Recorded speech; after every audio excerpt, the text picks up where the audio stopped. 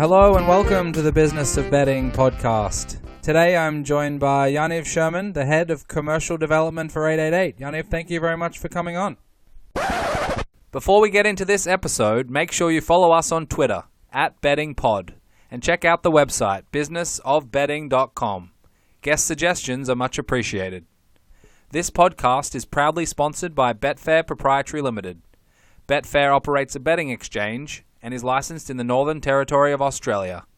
Residents of Australia can join Betfair by visiting betfair.com.au and support this podcast by using promo code BOBPOD. Please gamble responsibly. So thank you for listening, and I hope you enjoy this episode of the Business of Betting podcast.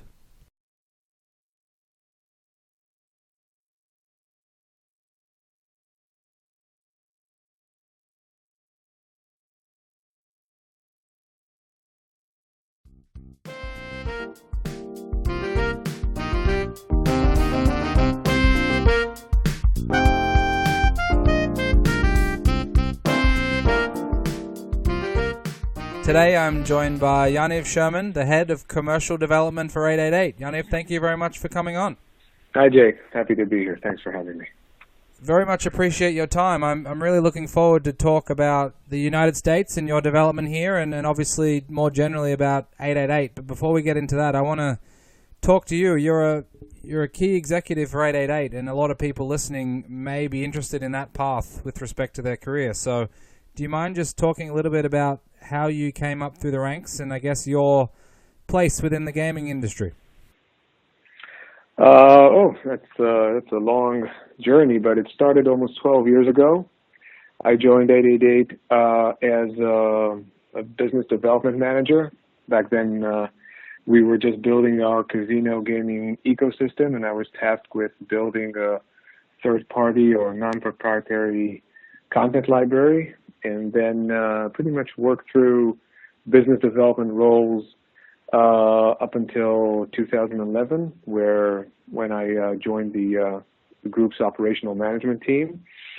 And since then, I've sort of taken a few more roles. The notable recent ones were the Dragonfish, our B2B division, which I assumed responsibility for shortly after 2011, and then again through the years I've taken a few more parts of it, and today the whole division, including its delivery, is part of our division. And I'm also responsible for our business-to-business operations, so we support our partners through what is mostly a turnkey service. We provide them with CRM services, customer support, and fraud and risk, and those operations are part of our group, and it's been a fantastic journey. Naturally, all business development activities like M&As, which we've undergone recently, new platforms, launches, new markets initiatives. So it's been, all in all, quite a few milestones along the way, but it's very, very interesting. I wouldn't do anything else. It's quite a remarkable path, at least for me. Yeah, absolutely. That's very, very comprehensive in many different areas. Unfortunately, we probably won't be able to get to talk through all of them, but I want to hone in on a few if you don't mind. Talk to me about the Dragonfish initiative and how the B2B division works, and I guess the strategic vision there. Well, the B2B division was established after we've acquired a large bingo UK-facing company back in 2007. 2009, Dragonfish was formally launched, and it went through a few twists and turns. But I think, for the most part, it has a UK or a European-facing business. And mostly a U.S.-facing business. And the reason for that division is mostly some different products, but mostly the U.S. State of affairs, or the course of action into the market or market access, requires you to partner in most cases with either a land-based casino or a licensed operator. And that, by construction, has a B2B element of it. So today we're looking for a Dragonfish through a couple of prisms. Naturally, these are incremental revenues and our ability to leverage our technology and our know-how to create additional revenues, but also as a path or an access to regulations, the U.S. and other places where it's not necessarily a consumer-facing or a B2C-driven agenda. So it allows us more pathways into the marketplace and diversification, which is very, very important in today's online gaming landscape. Most people certainly don't see the B2B aspect. They're always B2C in most respects, but the B2B world is sometimes very interesting. Take us through the US component and the first sort of diligence you did in terms of entering the market. Were you able to navigate it easily, or was it a regulation matrix that you had to spend some time going through? Take us through that process.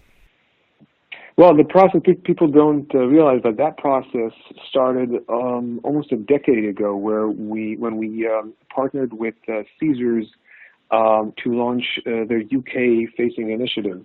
And as part of that effort, and remember, back in 2006, we've exited the U.S. market on the back of UIGEA, the act signed by the president back then.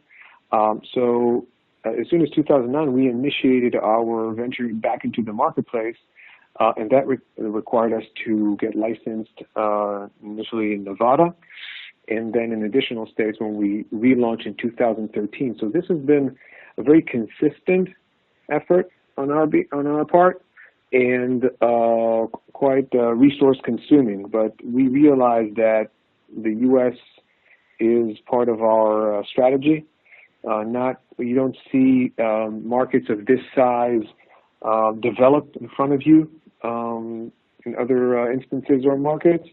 So we dug in and started that journey back into the marketplace. And again, people on the back of them, I'm sure we'll talk about in a second, but the latest sports betting initiatives or developments, people tend to forget that started all the way back in 2013. We actually ran 2 or 3 B2B efforts.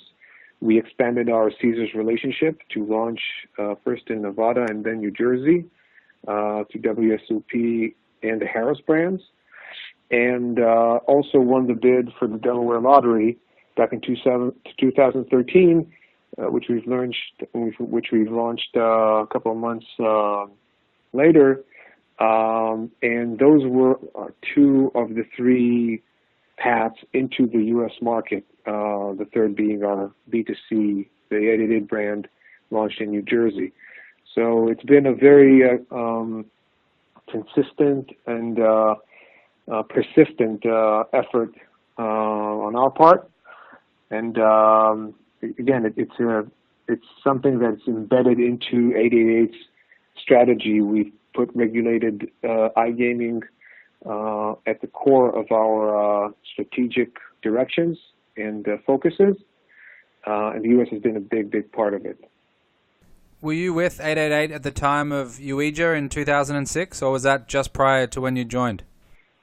That was just a year, almost exactly a year before I joined the company. Part of the recalibration post-UIGEA was my role was a function of that in some way.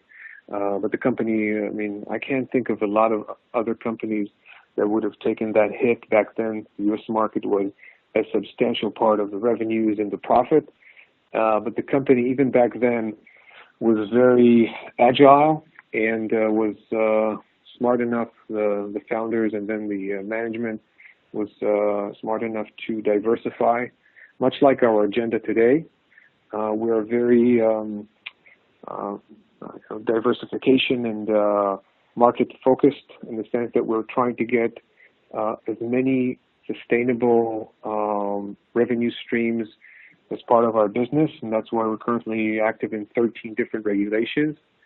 We're doing that, it's also something to note, across the same tech stack, which is also something quite unusual in our field. When you look at other operators, you can see them using different products in different markets.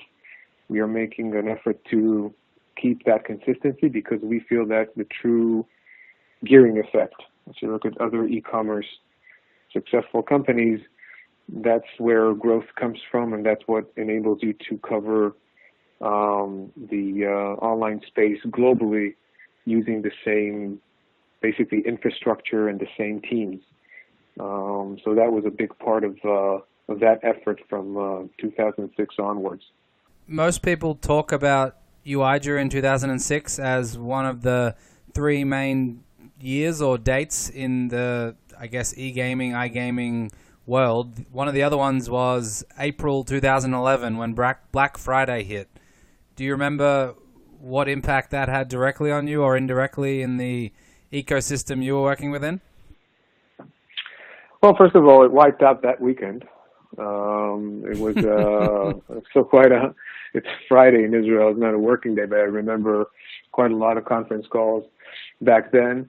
There was a Black Friday, and then I think it was shortly followed by Predictable Wednesday. There were all sorts of catchy acronyms around it, but we saw or sort of drew a direct line from October 2006 to April 2011. For us, it was just something that was very much predictable. And we also drew a line from there on out to 2013 and then last May. I think the overall direction was it's not a matter of if, it's just a matter of when. In these areas, and I think that line very much defines the iGaming or online gaming's market trajectory from a dot-com Wild West in the early 2000s through a regulated, trusted environment that has some of the blue chip brands now looking to participate in. It has taken a bit longer than what we've expected, but I think we're now looking at additional milestones to come.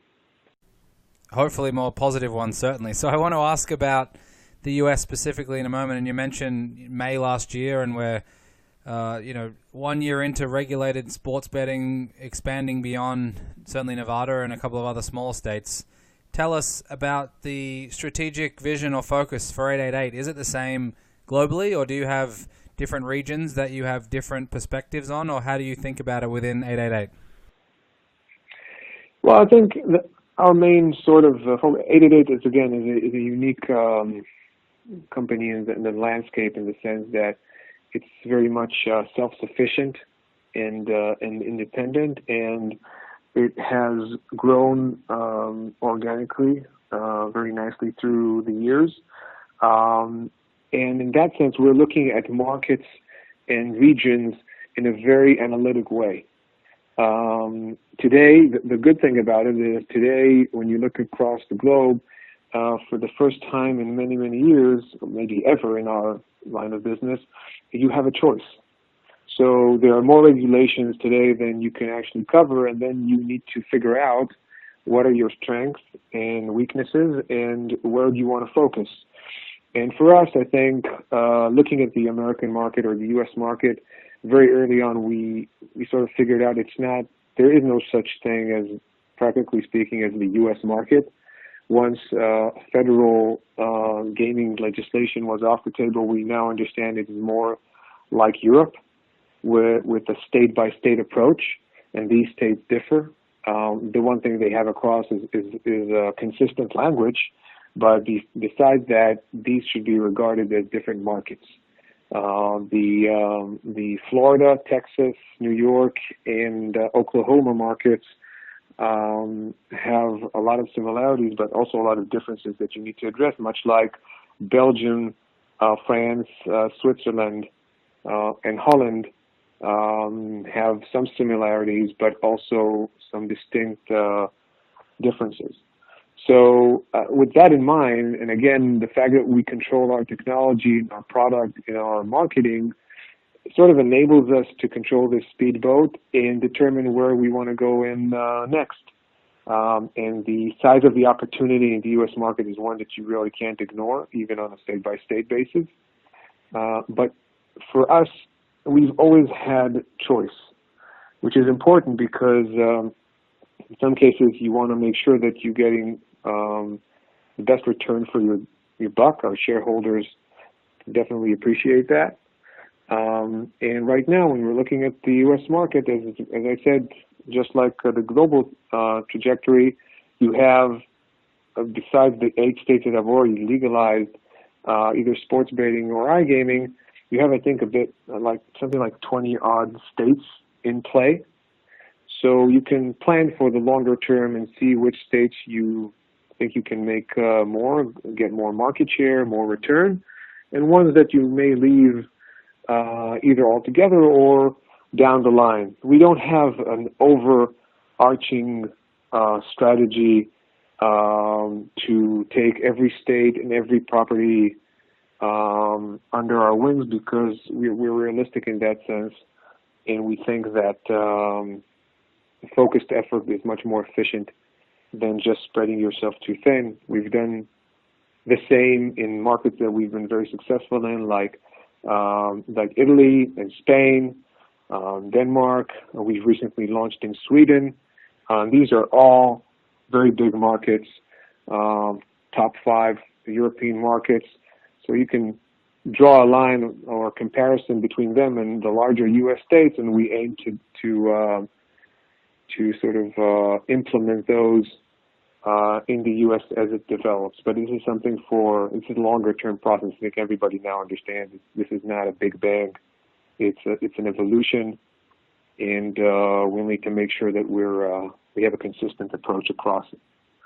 So do you have a priority list then? Are you looking at somewhere like New Jersey, which is economically more friendly than other states, for example, as a must, versus other places which might be Pennsylvania, for example, or even Mississippi with land-based sports wagering only, and you're essentially evaluating them against each other and then deciding which states to prioritize? Well, that's exactly the exercise that we're going through, and New Jersey is sort of a no-brainer because we are already in the marketplace, so we've sort of made the initial investment into it, and it's now our choice of how hard and how aggressive we want to be in the marketplace, which is still quite competitive, but that's the case in most other markets. I think New Jersey is a good example of a market that balanced a very effective and business-minded regulator, and they've done an excellent job in putting a framework that allows people to work but also keep them accountable. And you draw a line there, then other states have different requirements. As you mentioned, Mississippi is retail only. Pennsylvania has its challenges in terms of the tax framework and the overall requirements.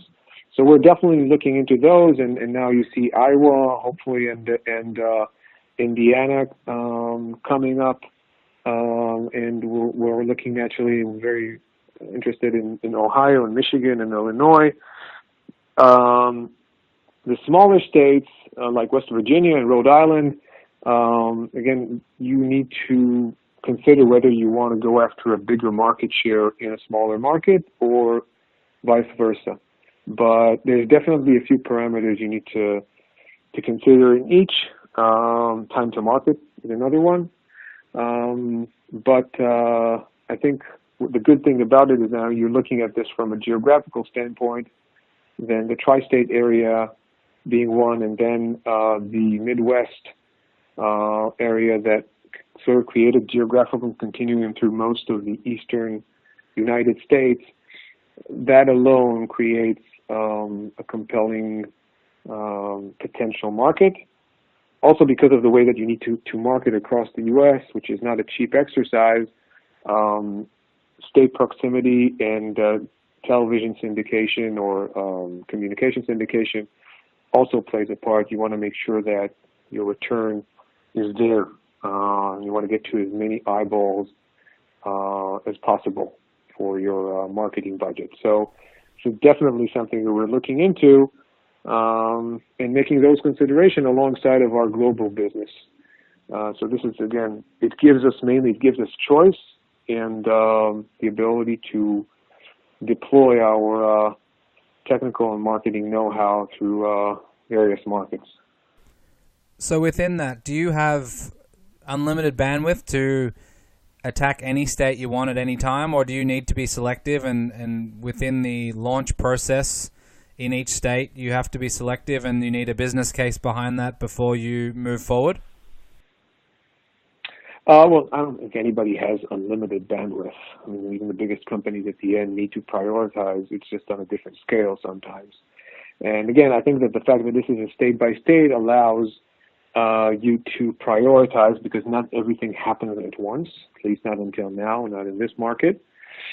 And what we're doing is that there's definitely a business case behind each market, but it's not necessarily defined by one state. So I gave an example of New Jersey, but New Jersey and Pennsylvania aren't necessarily two completely separate markets. They share a border and they share similar networks and similar populations traveling back and forth. That will naturally be the case for New York and New Jersey when New York regulates mobile gaming, mobile sports betting, hopefully soon.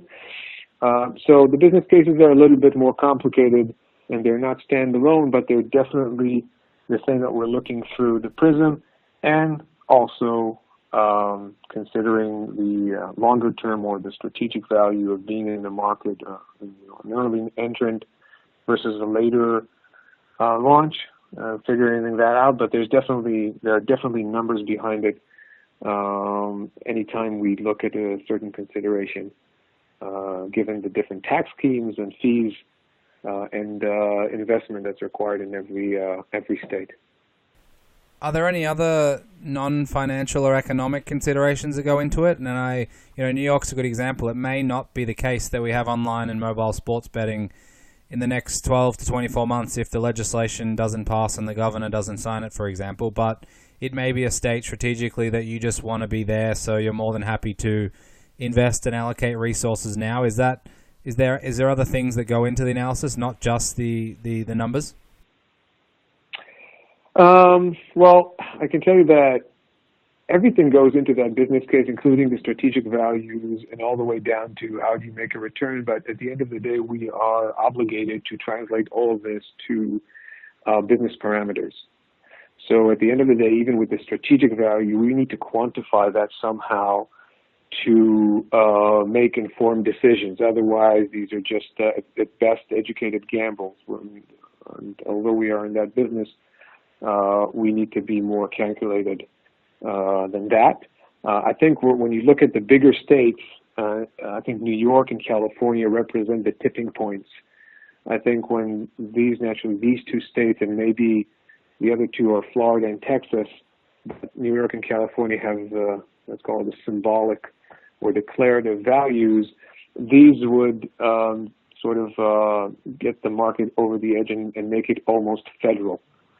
So to me, as I'm looking at this today, these two are absolute pivotal in any future strategy, but they're not a precondition. So as I said, if we even get New Jersey is already live, but if you get Ohio, Illinois, and Michigan, just to give an example, you're getting an access of over 30 million people with a potential market size that exceeds Italy in potential, or Sweden, or any one of the bigger European markets potentially. So that alone justifies the investment and the focus. But again, hoping and precondition is that it creates a competitive landscape. I think, as we mentioned, New Jersey is a good example. We've seen all sorts of proposals and bills floating around, and I think it's imperative that the regulator and the legislators put what is a responsible and player-minded framework, but also allows businesses to compete in the marketplace if they really want to see growth and tax revenues, and all the things that you essentially go about regulation for. I think we already have a few examples of markets that are doing it a bit more restrictive, and then, as I said today, when you have a choice, operators can also elect to go into different states and wait to see better returns on others. So I hope that in most states, most of the operators will be afforded the opportunity to compete. How do you see the next 2 to 3 years playing out? Is it simply an initial investment and capital expenditure phase with some form of rollout, and there won't be necessarily too many states that are smooth sailing with sports betting, or do you treat it differently? Well, regulation at the end, what it did a few years back when we started seeing more and more countries, mainly Europe and then in the U.S., regulate, what it does, it raises the bar. Back in the mid-2000s, the bar was pretty low in the sense that technology was already prevalent and very accessible, so people could launch online destinations relatively easy. In came regulation and raised the bar back because it requires, exactly as you've outlined, more investment and more focus and mostly state of mind from these organizations. And I think that the incremental investment is always there, whether it's bigger or smaller. But I think what's important here is you have the framework and the infrastructure that allows you to build more and more regulations on top of it. That's what we're building. The way we're building our platform and developing it is for it to be able to support multiple regulations off what is essentially the same code base. And that way you can deploy and that's the way that you can ensure that you have an attractive time to market. We initially, I keep telling that initially for the Italian market, which was one of the most challenging regulations that we deployed in back in 2011, it took us over a year to deploy a single market. And today, we typically launch 2, sometimes 3 regulations or regulated markets per year or per product. Our ability to do that is key if you want to roll out across different markets in different states in a relevant time frame, and also control your cost. Because I think a lot of the operators in the landscape are opting for time to market, but choose different technologies, different providers. They work across different platforms and state lines and markets. And that's a very expensive exercise because it doesn't give you the online gearing effect. When you look at an Amazon, when you look at an Uber, when you look at a Netflix, their ability to work off from a central tech base or tech stack and scale up on a market-by-market basis, I think that's a secret sauce for e-commerce and online gaming. And if you are focused on regulation, you have no real choice, because if you don't, you end up multiplying and duplicating your organization, and your cost base grows with your revenues, and that's not something that is, I think, sustainable or really scalable. So I think scale is key here, but you also need to have the infrastructure to support it. For a place like New Jersey in sports betting, for example, I know this may not necessarily be your key area of focus, but on the marketing side, how do you approach it when it looks like there might be 20 different brands or 20 different skins available in that competitive marketplace? How does 888, or generally from a high level, think about marketing in a competitive marketplace like that? Well, we've been looking at that, and people, we sometimes lose track of time, but it will be only a year from May 14th since password was repealed, and only about, it was July 15th when New Jersey launched. So just 10 months since the first regulated online bet was made in the U.S. So in our lifetime, it's just a fraction or a very short amount of time to draw conclusions.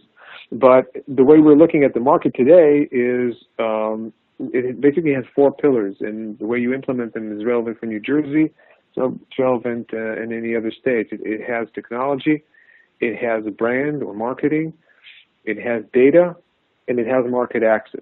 In New Jersey, we have basically all 4, but you may end up changing your marketing strategy or changing your brand strategy as a result of that. I think New Jersey is by far the most mature, although it's still developing and growing, but the most mature market in the U.S. today.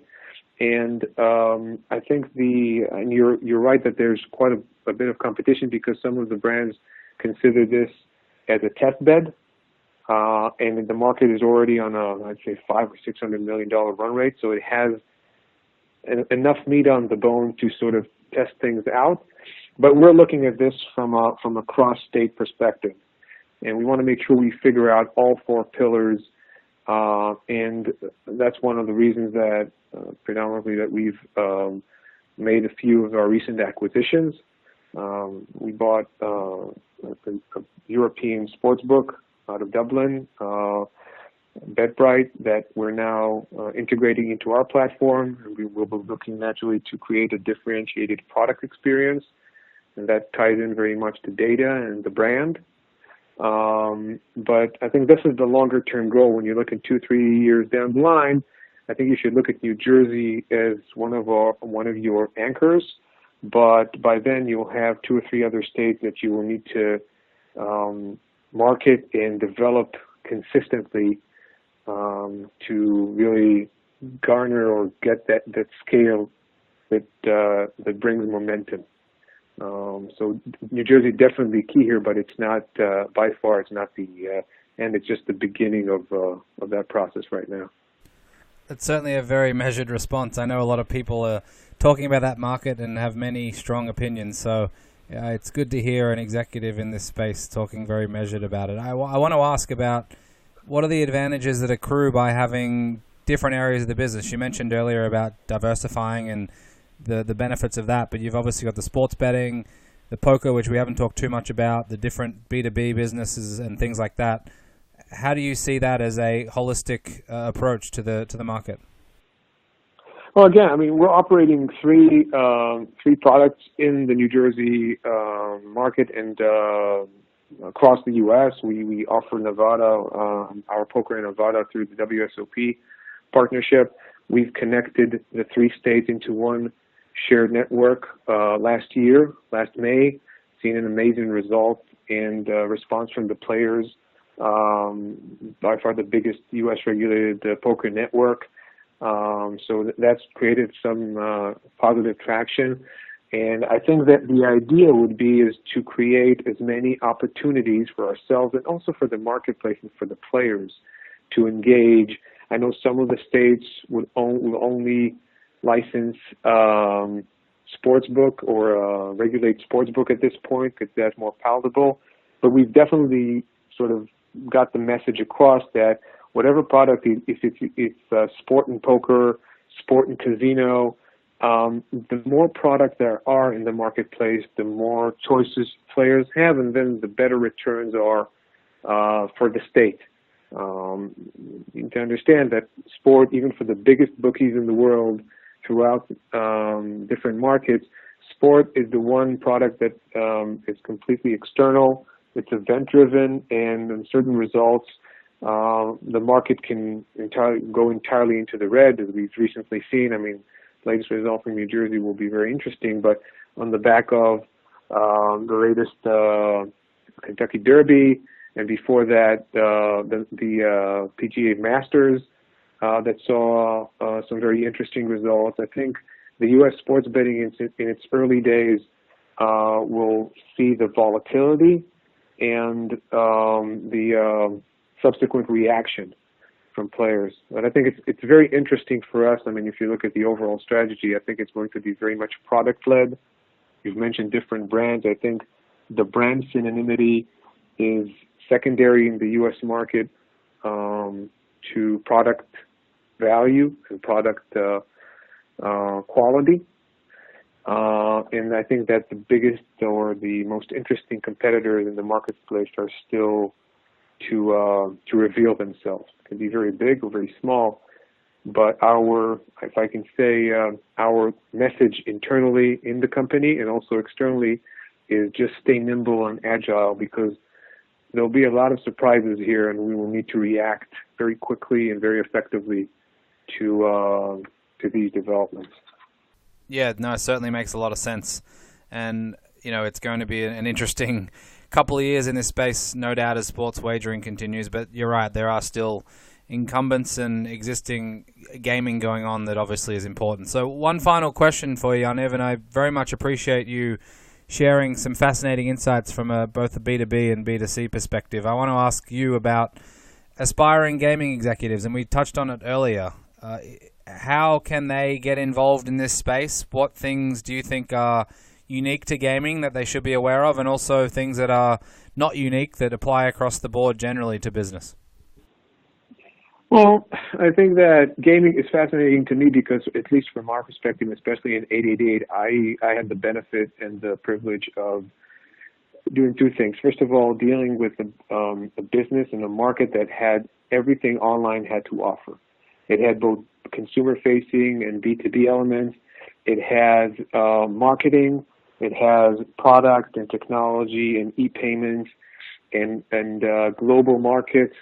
So to me, it's just I can't think of any other industry or market, even within e-commerce, that is interesting and dynamic.